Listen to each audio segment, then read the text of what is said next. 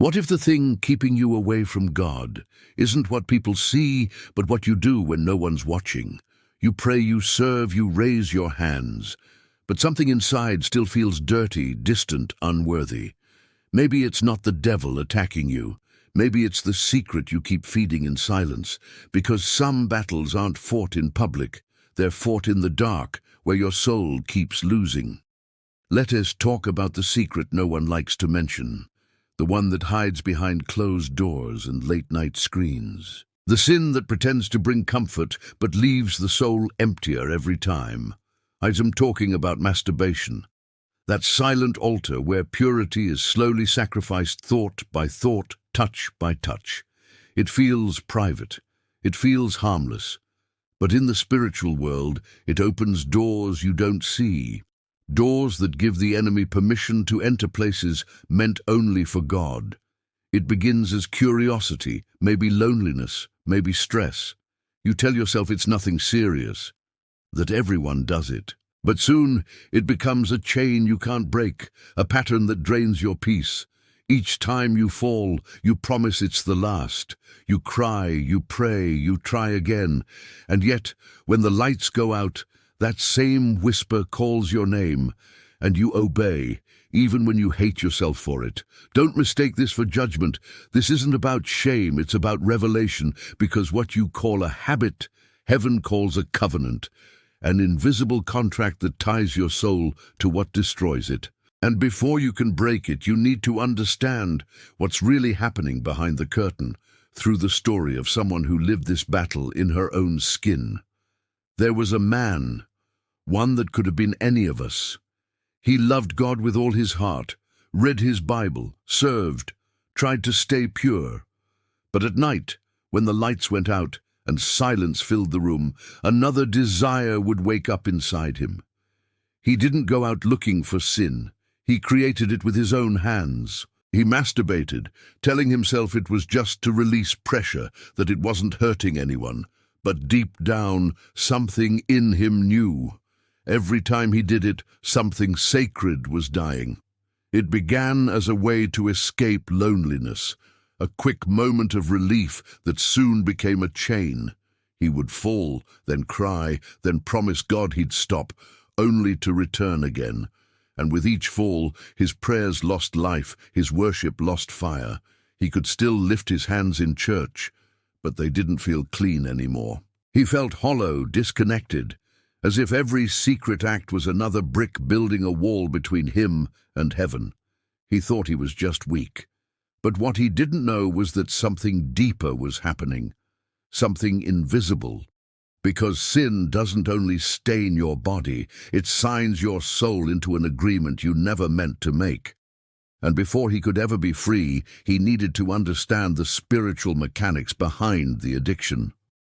The dark transaction that was silently taking place every time he said, "Just this once." That dark transaction.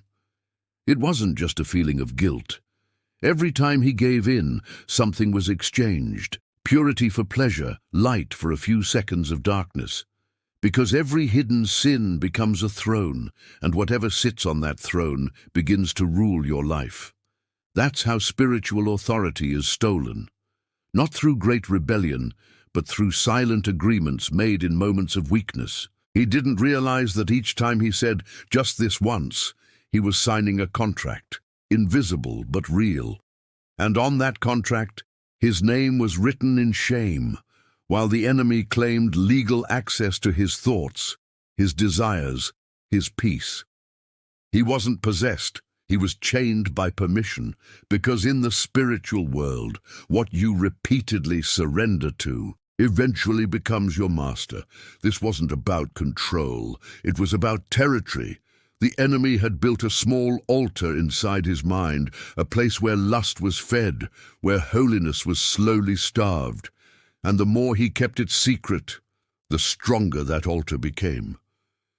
He thought he was hiding his sin from people, but what he was really doing was protecting the enemy's throne. And until he tore it down, the silence would keep ruling over him, and that silence became his prison. The more he tried to break free, the tighter the chains felt. Because guilt doesn't free you. It feeds the very thing that enslaves you. After every fall, he'd hide, afraid that people would see what God already knew. He'd pray, but his prayers sounded like echoes bouncing off the walls of his shame.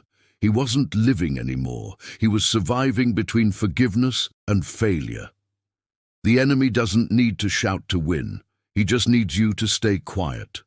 That's why shame is his favorite weapon. It keeps your mouth closed, your head down, your hands lifted with no power. He started avoiding church friends, avoiding worship, avoiding mirrors. He could no longer look at himself without remembering what he'd done. And that's exactly what the darkness wanted, a believer trapped inside his own silence. The more he hid, the weaker he became, and every amen felt hollow because he no longer believed that God wanted to hear him. But what he didn't know is that the very thing meant to destroy him could become his turning point, because sometimes God allows the weight of guilt not to crush you, but to wake you up for war. One night, he was tired of crying after every fall. He sat on the edge of his bed with his phone still in his hand, the same phone that had become both his comfort and his trap. The guilt felt heavier than ever, and in that moment something broke, not out of anger but out of exhaustion. He whispered, "God, I can't live like this anymore." He didn't feel lightning, he didn't hear angels, just silence. But this time, the silence felt different. He picked up his phone, deleted what was hidden, and blocked every link that dragged him back. He opened the window, let the cold air in, and prayed. Not the fancy kind of prayer, but the desperate one, the kind that comes from someone who finally means it. He asked for strength, not forgiveness, for change, not comfort. And right there, in that simple act of surrender, something in him shifted. The next day, he cleaned his room, threw away what reminded him of who he used to be, and started listening to worship again, not to perform, but to breathe. He knew temptation would come again, but now he was awake, because freedom didn't arrive with a miracle. It began with a decision to stop being a victim and start fighting for his own peace. And in that quiet, ordinary night, war had begun. The next mornings felt different. Not magical, but lighter. He still woke up with battles in his mind, but there was hope where only guilt used to live. When he opened his Bible, the words didn't sound distant anymore. They spoke, they cut, they healed. And for the first time in years, he didn't feel like a fraud in God's presence. He felt like a son again. He started talking to God during simple things, while driving, washing dishes, walking to work. It wasn't about perfection anymore. It was about connection. Little by little, he noticed things shifting, his thoughts cleaner, his eyes calmer, his heart quieter. The same hands that once fell in weakness were now lifted in gratitude. Because what the enemy used to shame him, God was now using to teach him compassion. Freedom didn't erase the memories, it transformed them. Each scar became proof that grace had reached even that dark place. He realized he wasn't fighting to earn God's love. He was fighting because he already had it. And that's when peace returned.